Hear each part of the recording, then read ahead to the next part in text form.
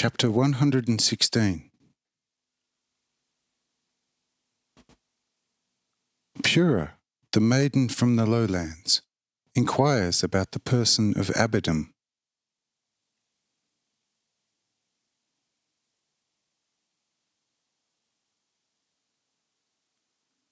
When Adam and all those present had heard the high Abidim mention the maiden, they began to praise and glorify him above all.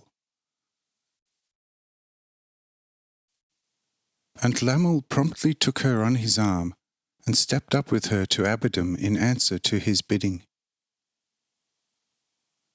The maiden, having concluded in her heart from the well-audible words of Abidim, as well as from Adam's speeches, and the loud praise given him by all those present, that something quite extraordinary must be hiding behind Abidim, began to be plagued by her innate curiosity. So in her endeavour to learn everything about this peculiar man, she said to Lamel in a low, trembling voice, somewhat fearfully holding her mouth close to his ear, "Dear, great, and very strong friend, would you not tell me who actually this man is who, as far as I have understood, is called Abidim? Look, I am asking you, for I find it very strange, because he looks exactly like any of you. Yet his words seem, indeed they are, heavens apart from all ever so exalted-sounding words from any other mouth. Indeed, they seem to me to penetrate all the heavens and all the earth. What astonishes me most is the fact that as soon as I saw him, all fear and sadness left me so completely that now I would find it utterly impossible to mourn and weep for my so wretchedly slain parents.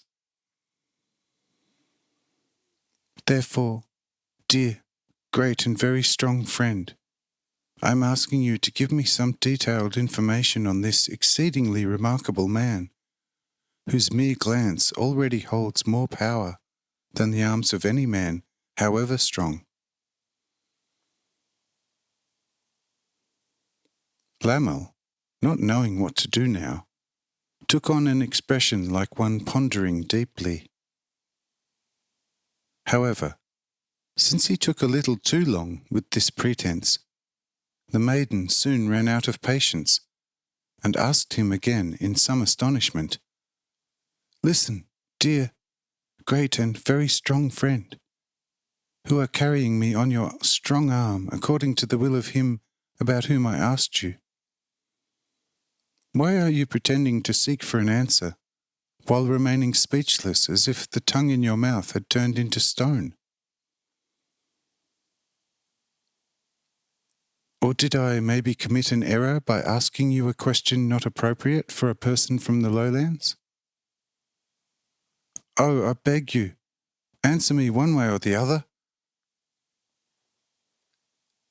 Here Abidim said to Lamel, "Lamel, did I command you to be silent? I do not know that I, or someone in my name, had given such a commandment to you. So you can surely say what is right.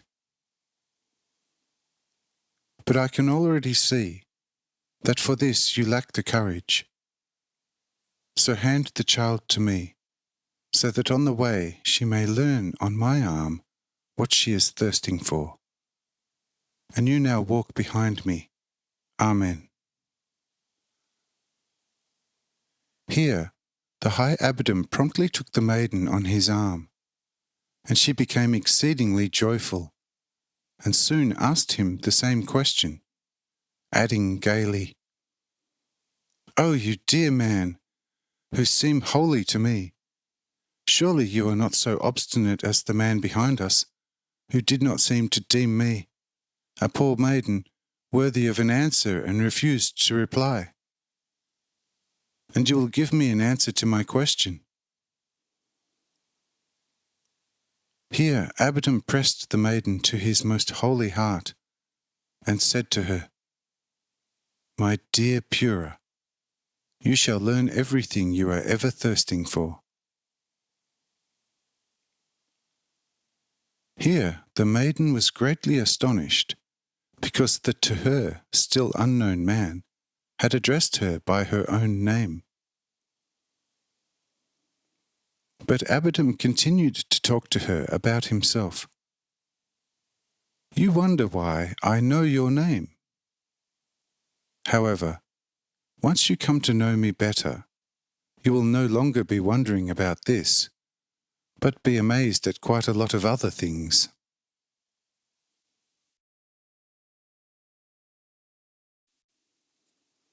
As you now have a ready ear, do listen.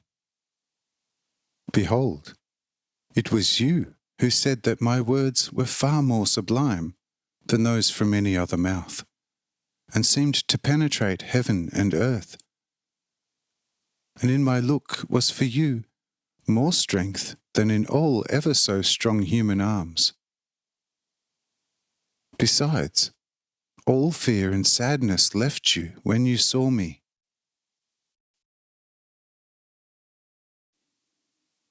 Now look here, my dear Pura, having all this discovered in me, what more do you need to know me fully? I could certainly tell you instantly, and show you by word and deed who I actually am, but you could not bear it. It would kill and utterly destroy you. Therefore, instead of the full answer, I give you this advice. Love me in your heart above all, and you will soon fully learn in your heart who I actually am.